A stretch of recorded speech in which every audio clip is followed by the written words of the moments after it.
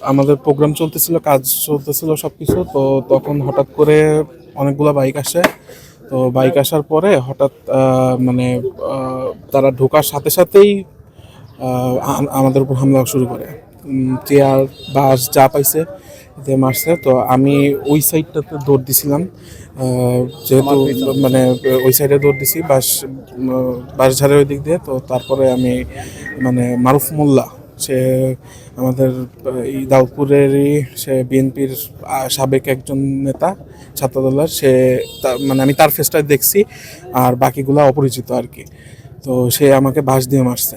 বাঁশ দিয়ে মারার পর আমার এখানে মাথায় ফাটে। তো আমি ওইদিকে যে মানে আবার 2-3 জন তারা অপরিচিত, তাদের হামলা হয় আমার উপর। তখন যে আমি পানির ভিতর পড়ি।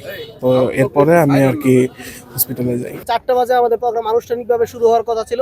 আমাদের আজকের প্রোগ্রামের প্রধান অতিথি ছিল নাসিরউদ্দিন পাটোয়ারি ভাই, মুখ্য সমন্বয়ক জাতীয় নাগরিক পার্টি। এবং আমাদের এই প্রোগ্রামটা সম্পূর্ণই একটা সাংস্কৃতিক প্রোগ্রাম, এটা হচ্ছে ফল উৎসব প্রোগ্রাম।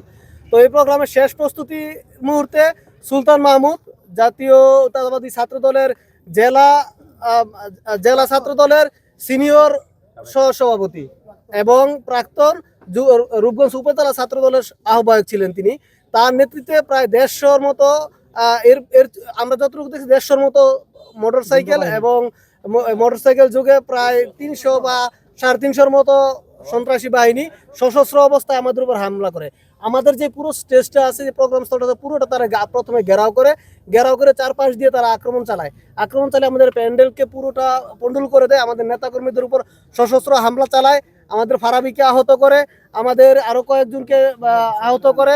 এনসিপির এখানে একটা আজকে প্রোগ্রাম হওয়ার কথা, এবং এই প্রোগ্রামকে কেন্দ্র করে যাতে তারা প্রোগ্রামটা সুন্দরভাবে করতে পারে, সেখানে স্থানীয় যে এমপি মহোদয়, উনিও ব্যবস্থা নিয়েছেন। লোকাল বিএনপির সভাপতি, উপজেলা বিএনপির সভাপতি হুমায়ুন কবির সাহেব সহ যারা অন্যান্য বিএনপির নেতৃবৃন্দ, স্থানীয় নেতৃবৃন্দ আছেন, তারাও চেয়েছেন যে প্রোগ্রামটা সুন্দরভাবে হোক।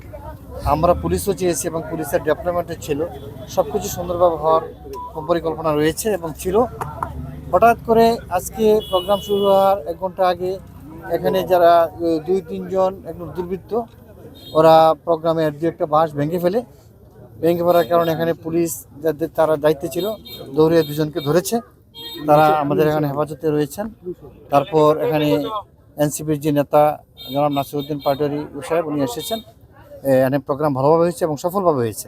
এখানে পুলিশ ছিল, আমি নিজেও এসেছি এখানে, আমাদের অফিসাররা আসছেন এখানে, স্থানীয় বিএনপি নেতৃবৃন্দও ছিলেন। প্রোগ্রাম সুন্দরভাবে সম্পন্ন হয়েছে। আহত সংবাদ আমাদের কাছে এই মুহূর্তে এখনো আমি পাই নাই। একজনকে দেখা গেছে মানে রক্তাক্ত, আমরা খোঁজখবর নিচ্ছি কে রক্তাক্ত।